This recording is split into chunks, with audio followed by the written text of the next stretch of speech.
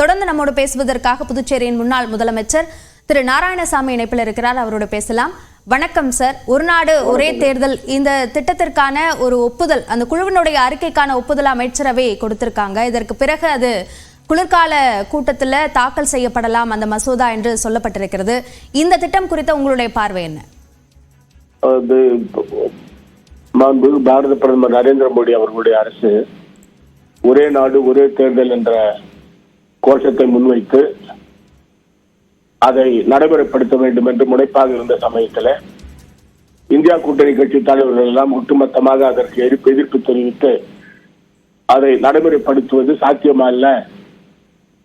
இந்த இந்திய நாட்டை பொறுத்தவரையில பல கலாச்சாரங்கள், பல மொழிகள், பல இனங்கள் இருக்கின்ற காரணத்தால் இந்திய அரசியலமைப்பு சட்டத்தில் கூட அதற்கு வழி இல்லை என்று எதிர்ப்பு தெரிவித்தார்கள். அப்படி இருந்தாலும் கூட முன்னாள் குடியரசுத் தலைவர் மரியாதைக்குரிய ராம்நாத் கோவிந்த் அவர்கள் தலைமையில ஒரு குழுவை அமைத்து அந்த குழுவானது இப்பொழுது பரிந்துரையை கொடுத்திருக்கிறது.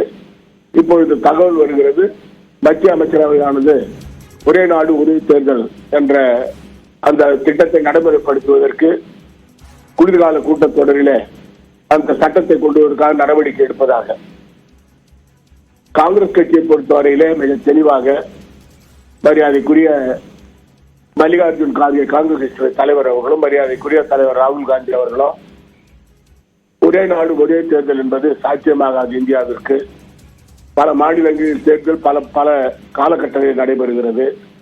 பாராளுமன்ற தேர்தல் ஒரே நேரத்தில் நடந்தாலும் கூட இடைக்காலமாக பாராளுமன்றம் கலைக்கப்பட்டு விட்டால் தேர்தல் நடத்தாமல் இருக்க முடியாது.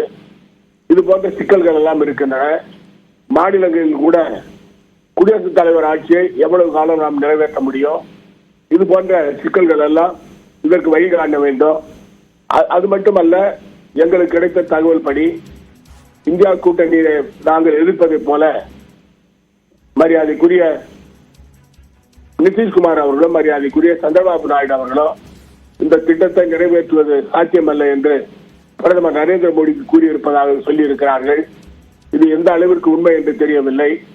ஆனால் இந்திய நாட்டினுடைய அரசியல் சூழ்நிலைக்கு, இந்திய நாட்டினுடைய கட்டமைப்பிற்கு ஒரே நாடு ஒரே தேர்தல் என்பது சாத்தியமாக இருக்காது. இணைப்பில் உங்களுடைய கருத்துக்களை எங்களோடு பகிர்ந்து கொண்டமைக்கு நன்றி திரு நாராயணசாமி. தொடர்ந்து நம்மோடு பேசுவதற்காக முன்னாள் ஆளுநர் திருமிகு தமிழிசை சவுந்தரராஜன் இணைப்பில் இருக்கிறார். அவரோடு பேசலாம். வணக்கம் மேம். ஒரு நாடு ஒரே தேர்தல் இந்த திட்டத்திற்கான அமைச்சரவை ஒப்புதல் கிடைத்திருக்கிறது.